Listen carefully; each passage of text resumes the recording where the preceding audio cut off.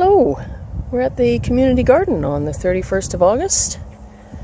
We're just heading over to the plots here, past these beautiful sunflowers on a cloudy day. What could be better than that? Look at this little fella here. Oh yeah, hanging out, doing his thing, past the corn. And somebody's beautiful, what are these? Oh, well, whatever it is, they've been all picked. That's very nice. A few flowers still. Potatoes. More sunflowers. And more very, very sleepy bees. It's very cold out. Oh my goodness. Yeah, they're snoozing here. Isn't that lovely? Yeah, it's chilly. That's why I came down here this morning. Because the wasps have been quite bad. And I do get harassed. Just somebody's very large cucumbers. There you go. So here we are at, all the Kelseys have gone now. They've gone to the house. They are hanging. They will be used first. I'm going to seriously take Bill and Val's advice on that. From 2 Plots of Heaven. They don't keep or store very well, apparently. These red ones do, though. But they haven't toppled over yet. I did pick some today, though, just because I needed to get to this carrot patch. And they were a little too close there in the way there. So, yeah, this was not, this tiny little patch here that I took out, it was not easy. It was, took 137 pounds of time-bending strength to get these guys out with a few leaks. Oh my goodness, what a catastrophe. If you dig down about 4 inches there, it's solid concrete.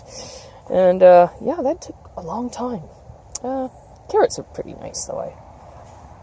I like them about that size. We do have some enormous ones. It's just a mixture. I just throw seed together and chuck it in. Just broadcast it and hope for the best. And the other thing I wanted to show you today was I couldn't resist the temptation any longer. So I went after a few of these little fingerling potatoes. And that's one of them. There was just a plant at the end of the row. This is the foliage from that little harvest, so it's not really that much. Yeah, I still got a full row left. And then these are Papa Bear's favorite potatoes, and I love them too. They're the German Butterballs. We got some nice size one there. And then we found last year that most of them were actually quite small like this, and this year they seem to be a lot bigger. So that's just the first plant I've pulled though this year. And yeah, so I'm not taking any more purple Vikings because, as I said, I'm trying to restrain myself from eating them all at once. We have lots and lots of beans here who've gone to seed. I did pick some ones that were quite edible, but something by this stage is that's inedible for the purples. I find the green Heldas, these ones, can you see that? Yeah. These ones can get to a reasonable size, like quite big, and they're still edible, even raw. So I like them for that too. But I am saving them for seed as well. The celeriac, I've stripped some more leaves. Yeah, I mean, it's a lot better than last year, but you can see here, a lot of these are really tiny.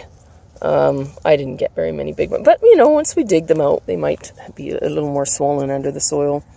It's hard to say. They only have about 4 inches to grow in. I don't know if that, before they hit the poly.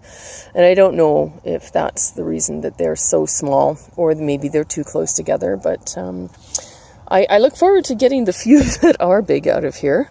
We might get some nice celeriac mash, which is just beautiful with lots of butter.